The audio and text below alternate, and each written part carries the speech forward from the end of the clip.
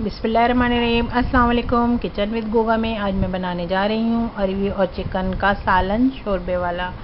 तो ये हम रोटी से भी खाएं, चावल से खाएं। इसके लिए जो हमें चीज़ें चाहिए वो मैं आपको स्क्रीन पे शेयर करूँगी। सबसे पहले हमें साबित गरम मसाला चाहिए, 2-3 लौंगे, 2-3 कलमी के टुकड़े हैं, और पिसा हुआ धनिया, पिसी हुई लाल मिर्ची है, पिसा हुआ गरम मसाला है, लहसुन अदरक है 1 चम्मच, 1 कटोरी हमारे पास टमाटर और प्याज का पेस्ट है पिसा हुआ, आधा किलो चिकन है, आधा किलो अरवी है, और हमारे पास ऑयल है मस्टर्ड ऑयल। सरसों के तेल में ये बनाएंगी तो बहुत ही ज़्यादा टेस्टी बनेगा। तो सबसे पहले हमने पतीले के अंदर ऑयल गरम करने के लिए रख दिया है। जैसे ही हमारा ऑयल गरम होगा तो ये मैंने अरवियाँ छील के और बीच में से हाफ करके रख ली थी पहले से। तो हमने सबसे पहले अरवियाँ फ्राई करके निकाल लेनी है।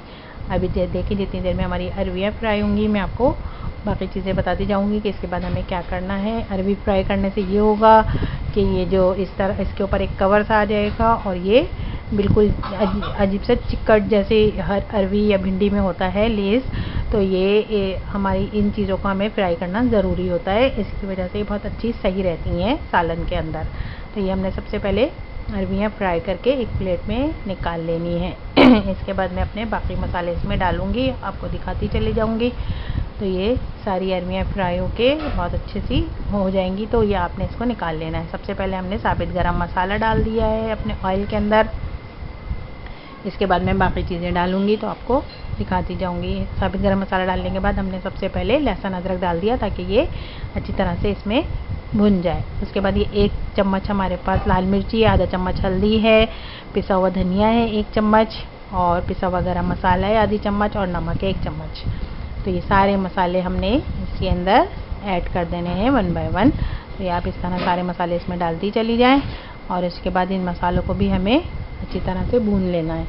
तो ये देखें, ये सारे मसाले डालने के बाद इसका कलर बहुत अच्छा सा चेंज होने लगेगा, बहुत अच्छा सा इसमें खुशबू आएगी, बहुत अच्छा फ्लेवर इसका तैयार हो जाएगा। तो ये जैसे ये सारे मसाले हमारे भुनना शुरू हो जाएंगे, हमने सबसे पहले ये चिकन डाल देनी है ताकि ये चिकन भी अच्छी तरह से हमारे ये भुन जाए और इसकी जो सारी स्मेल है वो ख़त्म हो जाए और इसका बहुत अच्छा सा फ्लेवर इसमें आ जाए सारे मसालों का। तो ये देखें हमारी चिकन भी इसमें भुनना शुरू हो गई है और इसका कलर भी चेंज हो गया है। इस वक्त जो हमने प्याज और टमाटर पीस के रखे थे, इसमें थे हमारे पास 2 अदद टमाटर थे थोड़े बड़े साइज़ के, और 1 मीडियम साइज़ की प्याज थी। तो ये हमने प्याज इसमें बहुत ज़्यादा नहीं डालनी है, प्याज ज़्यादा डालने से सालन मीठा सा हो जाता है। तो आपने ये इस बात का ख्याल रखना है कि प्याज कम और टमाटर ज़्यादा हो, और इसमें इस तरह आपने पीस के अगर इसको इसमें डालेंगी तो इससे बहुत अच्छा सा इसका बहुत अच्छा चिकना और स्मूथ सा सालन आपका बनेगा और बिल्कुल दरदरा सा नहीं रहेगा। शोरबा बहुत अच्छा इसका तैयार होगा। अभी हमें इतनी देर तक भूनना है कि ये ऑयल इसका ऊपर आ जाए, चिकन भी गल जाएगी साथ ही, चिकन तो फ़ौरन ही गल जाती है, तो चिकन भी साथ ही गल जाएगी, मसाला भी हमारा अच्छी तरह से भुन जाएगा। अब ये जिस टाइम पे ये हमारा मसाला भुन जाएगा तो इस टाइम पे हमने इसमें अरवियाँ डालनी है। देखिए ये मसाला भुनने के बाद कितना अच्छा से इसका ऑयल ऊपर आना शुरू हो गया है। इसको आपने बिल्कुल स्लो आँच पे नहीं, बिल्कुल तेज़ आँच पे जल्दी भूनना है ताकि जल्दी से भुन जाए, तो फिर हम इसमें अरवियाँ शामिल करके उसको भी गला लें।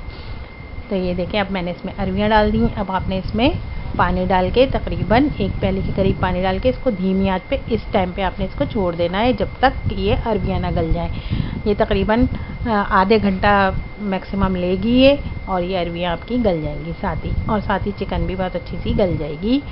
तो ये देखिए मैं आपको दिखाती हूँ अरवी तोड़ के भी, क्योंकि अरवी गलने में थोड़ा सा टाइम लेती है। ये देखिए ये अरवी भी हमारी माशाल्लाह से बिल्कुल गल गई है, कितनी अच्छी सी सॉफ्ट हो गई है।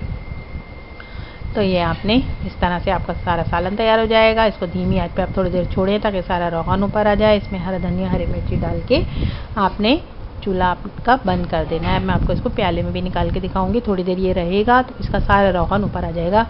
तो ये देखिए माशाल्लाह कितना अच्छा सा हमारा सालन तैयार होकर आ गया है। अगर आपको मेरी ये रेसिपी पसंद आई होगी तो ज़रूर ट्राई कीजिएगा, सब्सक्राइब कीजिएगा, मुझे दुआ में याद रखिएगा। अल्लाह हाफिज़।